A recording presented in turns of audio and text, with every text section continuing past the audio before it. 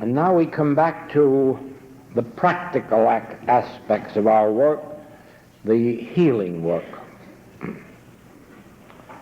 If evil is impersonal, how can any barrier to healing be in the person?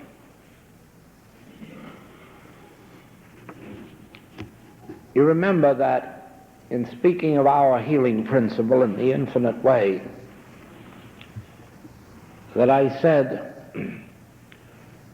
that we never blame the patient for their ill. We never look for the error in them to be corrected. We never say to them, oh, you should be more loving, or you should be this, or you ought to be that. In other words, we never try to change a person humanly in order to bring out a spiritual healing. And the reason is that all of the evil of the world, all of the sin and all of the disease, all of the lack, all of the misunderstandings may be embraced in the term personal sense. Actually, evil has its origin in the universal belief in two powers. That is what drove Adam and Eve out of the Garden of Eden, symbolically speaking.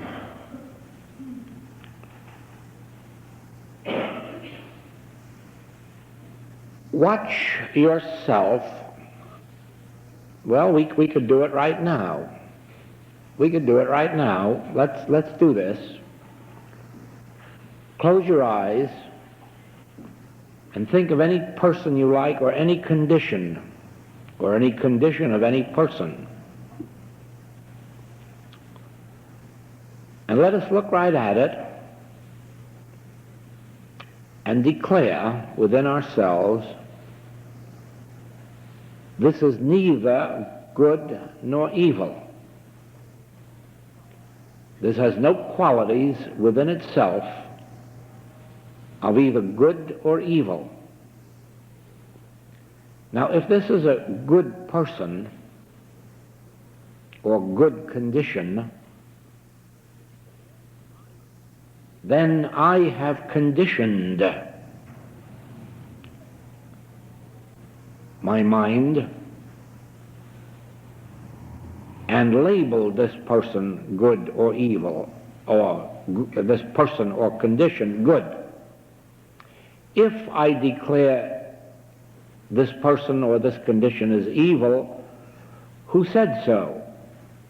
God said to Adam, who toldest thou that thou wast naked? Where did this information come from? A moment ago there was neither good nor evil. A moment ago you were naked and didn't mind it. Now why do you mind it? Something has conditioned your mind, and you see yourself one way as good and another way as evil. But the condition in and of itself is neither good nor evil. It is just a state of being. Try for a moment to think of a painting or a piece of music, statuary, and see whether it is good or not good. And then ask yourself, would the whole world agree with me? Of course not.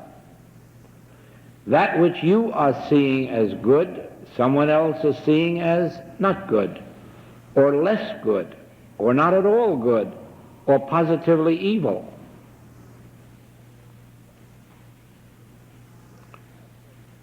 Look at a person and ask yourself if everyone agrees with your estimate of him. And you'll find that their mother thinks far differently about them than their enemy. Then is the quality of good in the person or in the concept of that person. As we know through our spiritual revelation, the Master says, "Why callest thou me good? There is but one good, the Father in heaven." Showing that actually the Master wasn't good, he was an instrument through which good manifested. But Paul says, "I am not a sinner, yet I feel within myself a sense of sin." And so we know that evil is really not personal. It is not a man being evil, even though momentarily a man may be the instrument through which evil manifests. Now the point that I'm trying to bring to your attention is this, that no man or woman, and you're looking now in your silence, you're looking at some man or woman, please remember that man or woman is neither good nor evil, regardless of the judgment of your physical senses. They are not good and they are not evil. They are just person.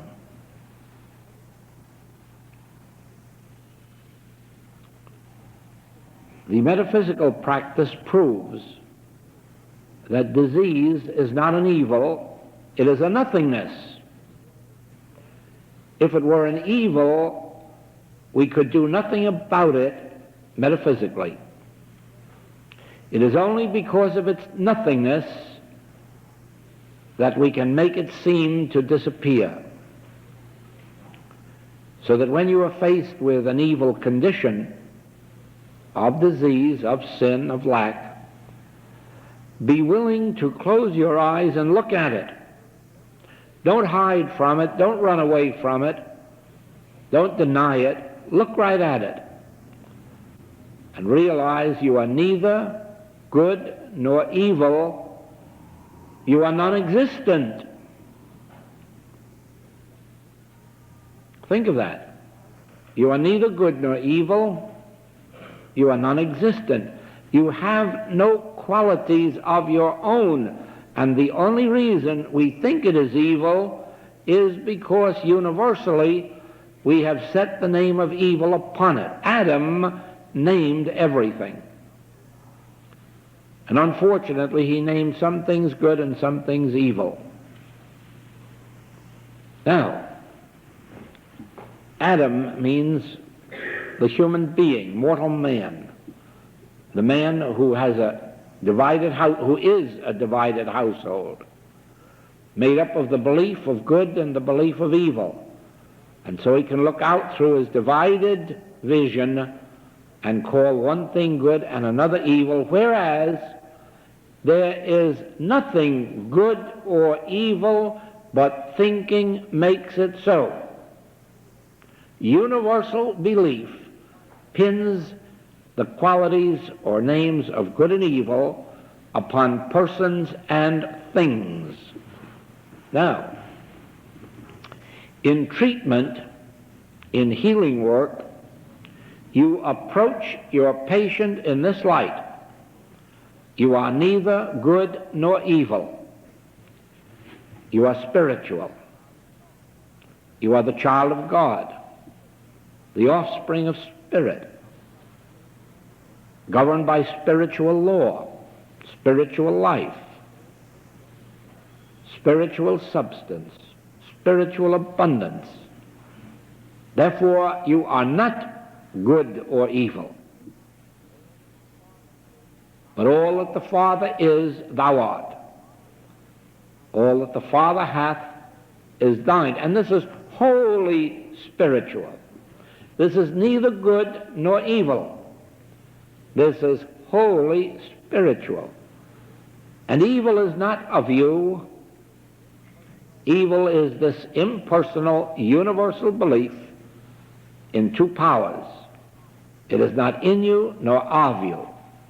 And there's no part of you. And because it has no person in whom, on whom, through whom to operate, it is nullified. It is nothingness. They rested in his word.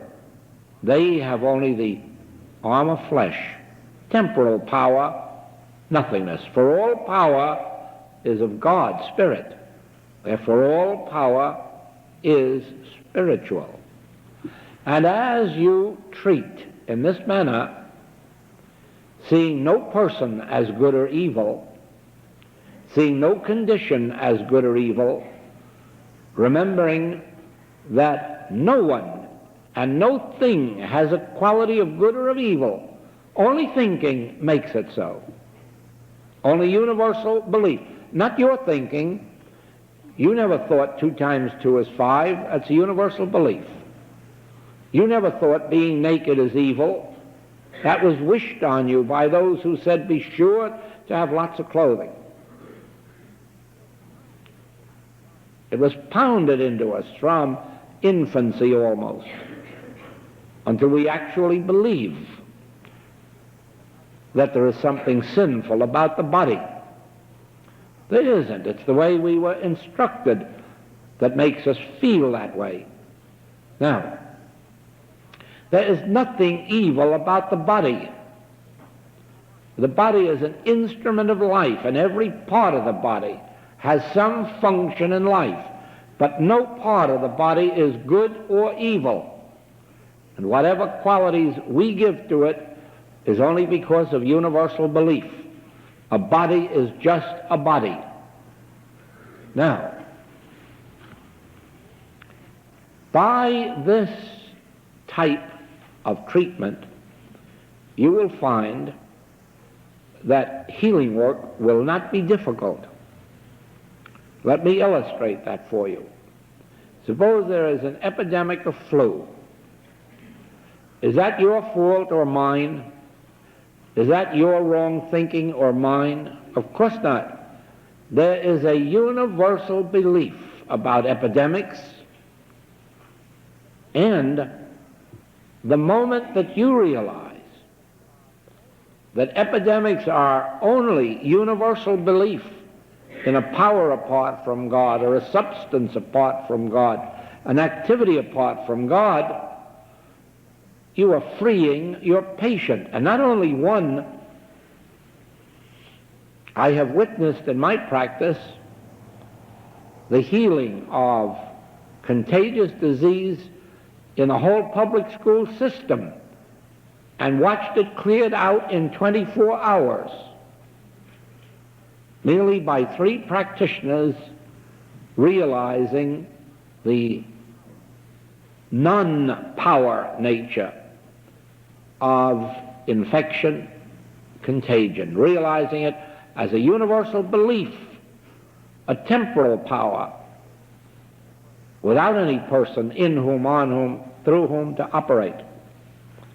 In the same way, cancer is prevalent. But why is it so prevalent? Because of the advertising, because of the fears generated in the press, on the radio, on television, until it doesn't arouse a fear in you, it arouses a fear in the universal human mind. And then we begin to take on its fears, at least the human race does, unless it can protect itself with the understanding that there is only one power. And therefore nothing is good or evil, only thinking makes it so. Universal thinking, universal belief. And so you find that working in this way, you will prove that evil is impersonal. It's not in your patient, it's not of your patient, and therefore it's nullified.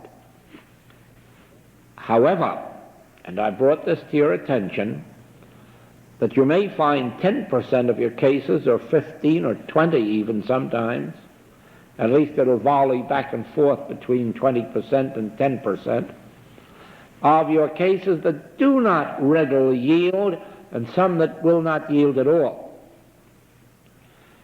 And you'll say, well, here there must be some personal reason. And you will find this: the evil itself is impersonal, but this individual has made it personal by clinging to it, holding on to it, being unwilling to loose it and let it go, or, if not unwilling, incapable for the moment. And I'll illustrate that for you this way. The whole of human nature is made up of self-preservation as the first law of nature. And this means then that in order to preserve ourselves, we don't much care what happens to anyone else. It's just self-preservation that interests us. We can agree to wiping out a whole nation if only it'll protect us. We don't mind shooting down another whole nation if it'll just leave us intact. That's human nature. But sometimes we go very far afield with this self-preservation business, and we develop within ourselves a greed, a hunger for money, let us say. Such an intense fear of it, such an intense desire for it, such an intense desire to preserve ourselves or our old age, that we'll become miserly or greedy, money hungry. And while this itself is not personal, this is really a universal belief of the human race. An individual can hug that particular evil to themselves so tightly and get so involved in it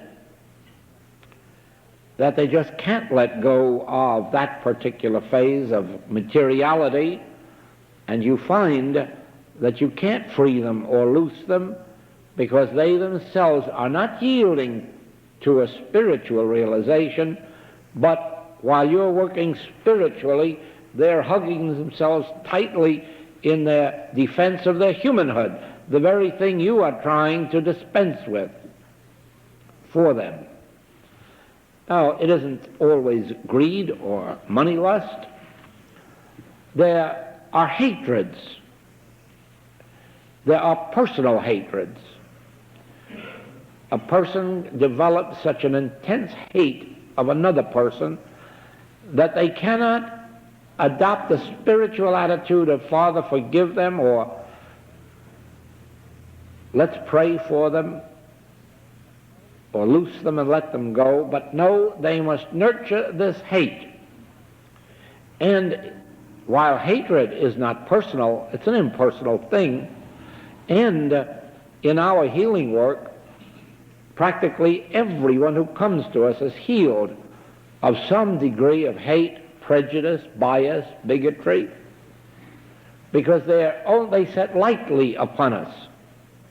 They're probably part of a family inheritance or a racial or religious inheritance, but it hasn't gone too deeply within us.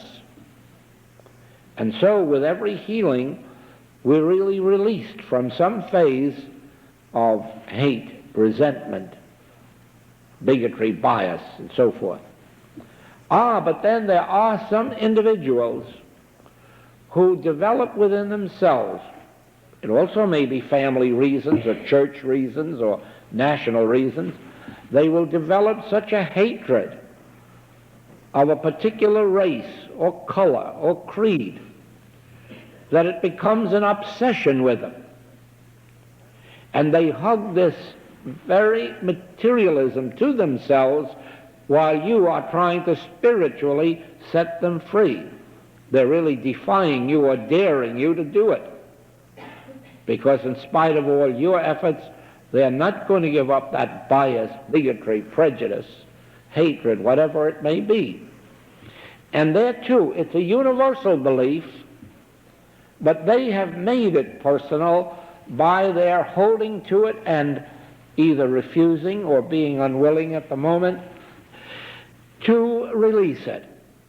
Now, I don't have to tell you that there are many other human failings which we all have, we're all heir to as human beings.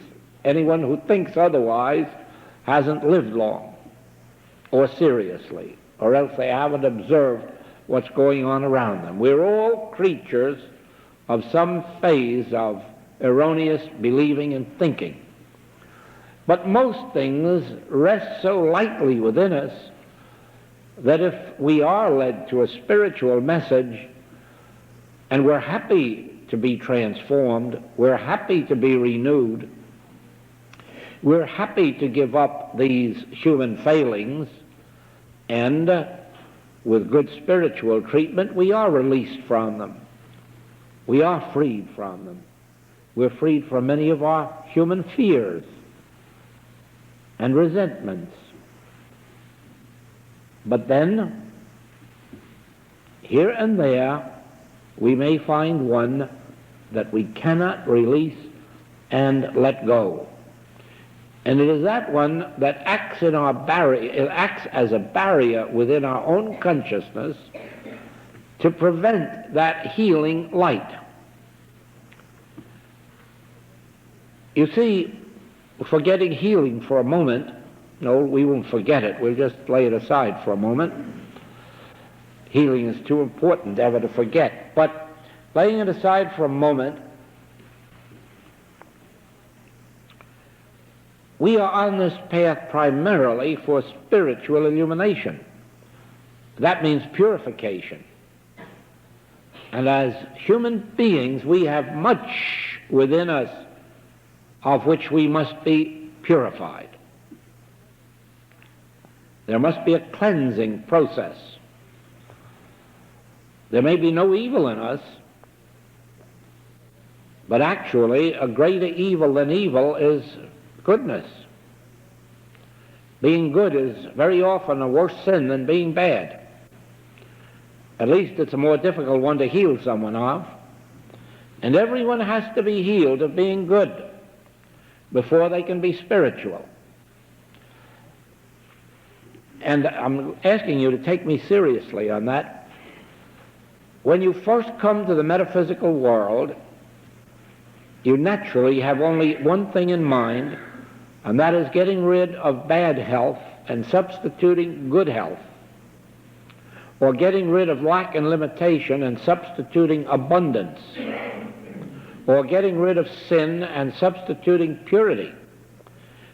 But when you have fully accomplished this, 100%, you have only arrived at the end of the second degree of your journey. And when you enter the third, you have to wipe out that entire picture of goodness that you've spent so long to build up. Because in the spiritual kingdom, there is no more goodness than there is evil. There is no more health than there is disease. There is no more purity than there is impurity. There is no more youth than there is old age. Yes, you even have to be healed of youth. Why? Because the spiritual kingdom is not of this world, and it isn't anything like this world. The spiritual kingdom isn't a human world improved. It isn't just a human world with everybody at 35 years of age, much as we'd like to make it that way. It isn't just a human world with everybody having an abundance of money or property. It isn't that way at all in the spiritual kingdom. The spiritual kingdom has no trace in it of anything that we can see, hear, taste, touch, or smell, or reason, or think in the human world. My kingdom is not of this world. And so, while all of our efforts in the early part of our metaphysical life is to change the negative aspect of life to the positive, the bad to the good, once you have gotten past that stage, you will realize that if you had perfect health and an abundance of wealth, that you'd still be unhappy, you'd still be miserable, you'd still be lonesome, there'd be something missing. There are loads of people in the world that are 30 or 35 or 40 and healthy and wealthy and miserable.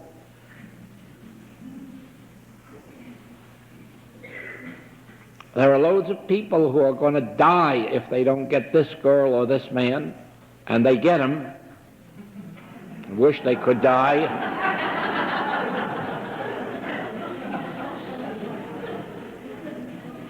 Attaining the very height of our best imagined humanhood leaves us with a tremendous void, a hollow inside. And we realize then that with all our getting, we have just gotten nothing. With all our getting, we've missed the mark. And when we realize that, we are approaching spiritual wisdom. For then we begin to know that until I have God, I have nothing. But if I have God, and even if I have God and nothing else, I have everything. If I have everything and not God, I have nothing. If I have God and nothing else, I have everything. And then you discover the difference between good health, good wealth, human happiness, and the peace that passeth understanding, or what the Master called my peace. My peace give I unto thee, not as the world giveth. Not the peace of health, not the peace of wealth. There's a my peace, something that transcends earthly wisdom. And that's why we have the word transcendental wisdom, transcendental knowledge, transcendental experience, a wisdom, a knowledge, an experience that transcends even earthly good. And that's the goal of everyone on the spiritual path. Even though we dally for a while, turning our bad into good and our sickness into health and our lack into abundance, we dally with that for a while, but the sport gets boring. And pretty soon you ask yourself, supposing I could change in my lifetime 10,000 sick people into 10,000 well people, and there are still 4 billion people on earth. Now, how much have I accomplished? And sooner or later they're going to die anyhow. Remember, all the people that Jesus healed eventually died or passed on.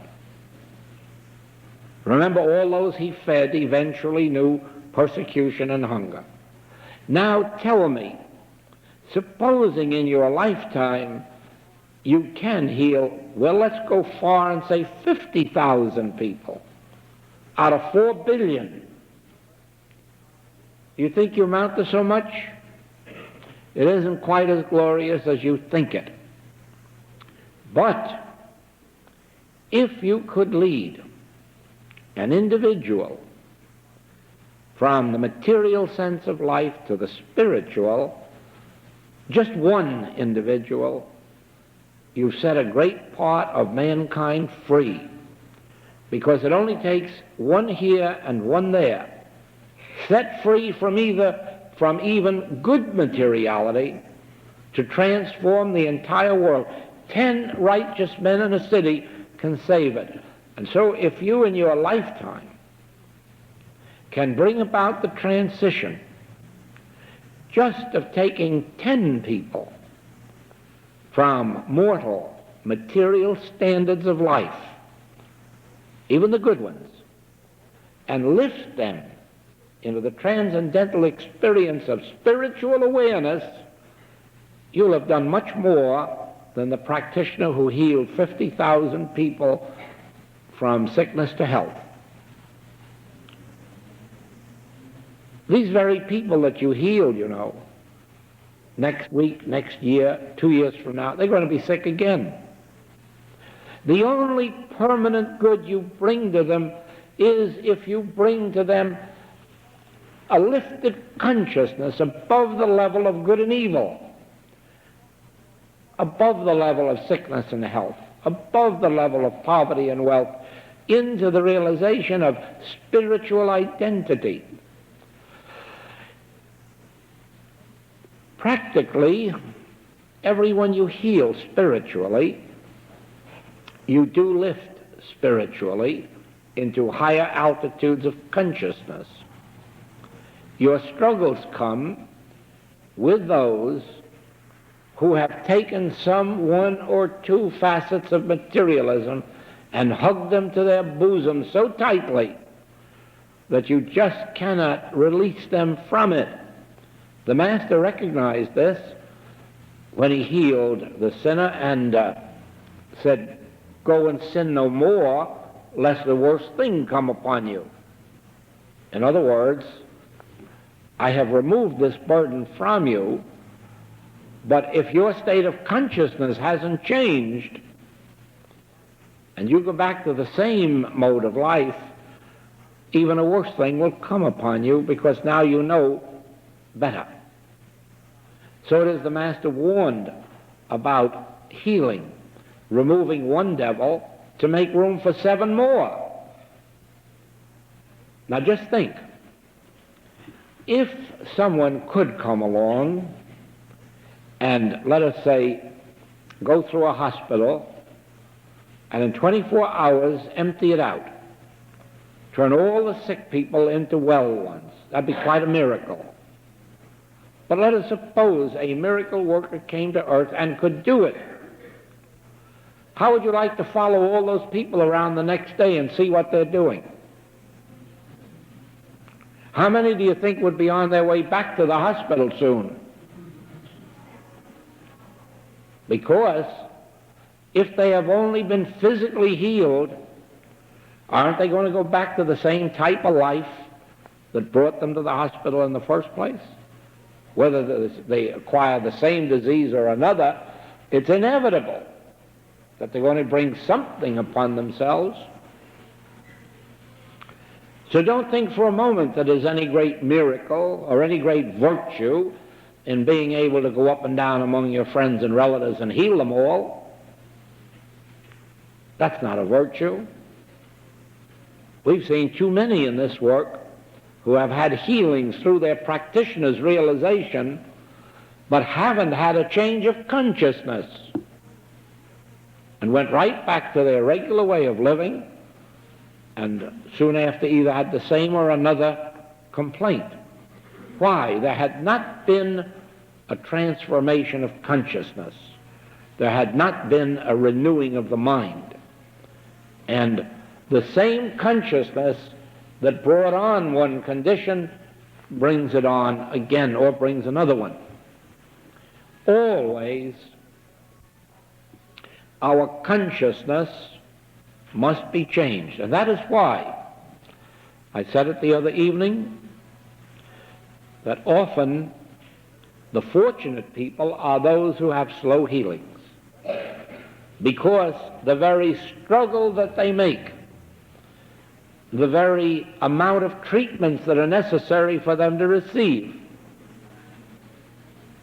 helps to break down in them some phase of mortal material consciousness and enables them to have more and more of that mind which was also in Christ Jesus. And it is for this reason that the major part of healing is not attaining instantaneous healings or quick healings.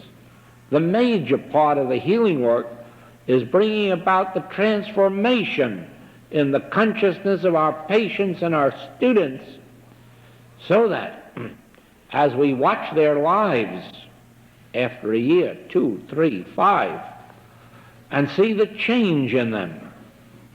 See the change in their nature. See the fears drop away. The anxieties drop away. See prejudices, biases, bigotries drop away. Impatience, intolerance. Then you can say, I have a jewel laid up in my future crown. Because that is really the function of the Christ. The healing of the sick, the raising of the dead, the feeding of the hungry, these are the signs following the attainment of Christ consciousness. But they in no wise liberate the patient or the student. The individual who attains spiritual consciousness will in some degree heal, reform, improve, forgive. But the one who has received that benefit has received very little, unless it encourages them to find out how it took place, unless it encourages them to dig more deeply into the realm of their own soul until they make contact with that spirit within. I don't know how other practitioners feel, but I know how I feel when often I receive letters after someone's asked for help and says, "Oh, I'm all healed now, enclosed, please find check, thank you." Not a sign of, "Oh, please tell me about it. Oh, please explain," or "How am I?" No, just, "Oh, thank you." And as sometimes happens too, a letter, "A year ago I wrote you for help and was healed. Will you please heal me again?" I mean, those are discouraging letters for a practitioner, a teacher, someone who has come to you for loaves and fishes, someone who's come just to get rid of a pain and then wants to go back to the world until they get another pain. And then sometimes says, "And what is your fee?" You'd think really that you are healing a headache with some aspirin instead of devoting your life to changing their consciousness. No. Evil is impersonal. Now realize that. And do not hold evil against anyone. And if you would heal them, disregard even the evil that you witness about them. Don't even believe what you see. But hold to the truth that the whole fabric of evil is just the carnal mind or a belief in two powers, and that it has no law to sustain it, no God to ordain it, and therefore it is nothingness. And by impersonalizing it and nothingizing it, you bring about healings, and really fine healings too. My experience in this work in 30 years is that impersonalizing evil, nothingizing evil, brings out the finest healings. Once in a while I get stuck because a person presents such pictures of evil to me that they make it hard for me to unsee it. They are adamant in showing me how mean they can be. And I do have difficulty with those because it only means that they are hugging to themselves intensely some facet or phase of materialism or materialistic believing, and it's difficult to crack their knuckles and make them let go. And yet you have to stick as long as they will. As long as they want your help, you have to stick with them and keep giving it in the hopes that you can bring light and freedom. Because under no consideration can you hold them personally responsible for their evils, regardless of how much they may be personalizing it themselves. It isn't personal.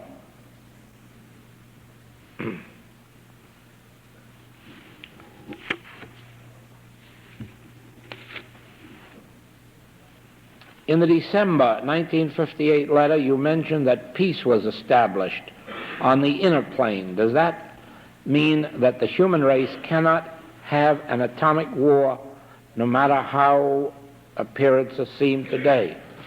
I would say on the whole that it's impossible, yet not completely. Anything really can happen, although it's not likely to. But the point is this: whether or not there is an atomic war, peace still is established. There will be lots of wars before we see the final appearance on earth of spiritual man. But the nature of the wars will be different than anything that has ever taken place before, for this reason. The wars that you witness taking place today represent the breaking up of evils. They are not in and of themselves evil. Every one of these wars is correcting some evil that existed. In other words, we have had all forms of materialistic living resulting in injustices, inequalities, persecutions,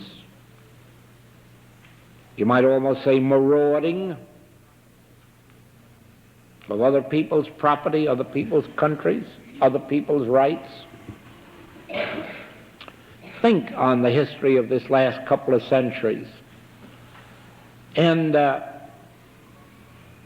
you will witness that it's only within this last generation that anyone is giving concern, let us say, to working people who in their whole lifetimes could never hope to earn enough to retire on.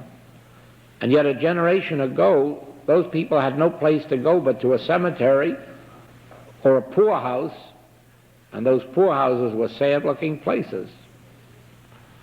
It's only within this last generation that orphanages can even be considered. They were really horrors, if not dens of iniquity. Such was man's inhumanity to man. So little consideration for those who had no opportunity to rise above it. In the same way, the rights of minorities have only learned to be respected within this generation.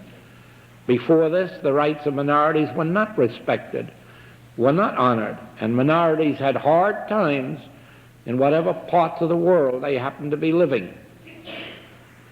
Today, wherever you are witnessing a war, you are witnessing the breaking up of some injustice to the people of that vicinity, some breaking up of inequalities, some breaking up of injustices, and out of all of this is going to come a situation that has already developed. Even though you may not fully believe it, it has already developed a better state of humanhood. We are coming into the second degree of life internationally, where we decide to settle our arguments at the conference table rather than with a sword, where we agree that capital and labor can get together without strikes or shutouts. We are closer to the day of providing for those who in their whole lifetimes can never accumulate enough to provide for themselves. We are closer to the day of one world, not of one flag. There may be one United Nations flag or whatever succeeds the United Nations, but that won't stop each country having its individual flag. There will never be one religion. We have too many states and stages of consciousness. But I will tell you what I am witnessing all over the world. The day is rapidly coming when every church is going to acknowledge there is only one God. That's all we need for world peace, is for the churches to acknowledge that no church acknowledges that now, but every church is leading toward that direction. Or they'll go so far as to say there is one God and it's mine. I'm not talking about that. I'm talking about the day when the church will say, if you happen to be going by a Hebrew synagogue, go in and do your worshiping there. On the other hand, if tomorrow you're passing by a Protestant church or Catholic church, go in and worship there, because we all have the same God. That day is coming. There won't be one church in the human realm, but there'll be one church spiritually, and everyone will say, the doors are open, come into my church and worship, whether you're Jew or Gentile, bond or free, white or black, come in. Come in and worship, because we all have the same merchandise, just one God. And the price is the same. Love the Lord thy God with all thy heart, in this church or the next church.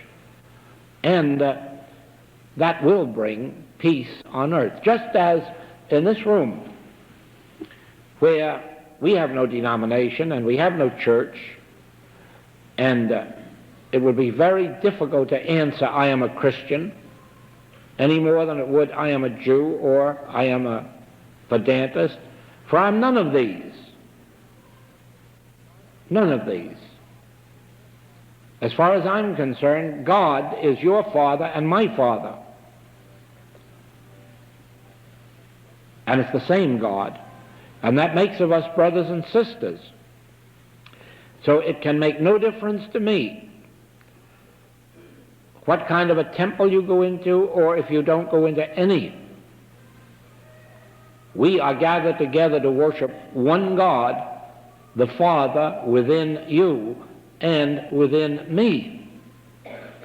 If we here in this room can agree on that, you certainly know that it will only be time when the entire world will agree on that. And when tomorrow comes, if you want to walk into a Hebrew synagogue, do it. But if Sunday comes and you want to go into a Christian church or a Vedanta center, go. And go there in the realization that there is only one God. And then find what a different life you'll be living. Because you'll know then, again, you will have transcended good and evil. You will have transcended mine and thine. So I will tell you this, that we are now living in the second degree, where we are approaching good humanhood. We are approaching loving our neighbor as ourself. We are approaching that state of doing unto others as we would have them do unto us. We are approaching that in our government life. We're approaching it in our business life, in our professional life. And you will find that as we attain that, a purification is taking place within us, which will enable us to take the next step, which is when we say, I am neither good nor evil, I am an instrument of God. Then is when we make the jump from good humanhood to spiritual consciousness. That is when we rise above both the Ten Commandments and the Sermon on the Mount and adopt our spiritual sonship. When we are neither good nor evil, when we are just one in spiritual sonship in Christ Jesus, in divine sonship, when we can all look each other in the face and say, let us call no man on earth our Father, for there is but one Father, the God, the Spirit that is within us, and we are all one. Thank you.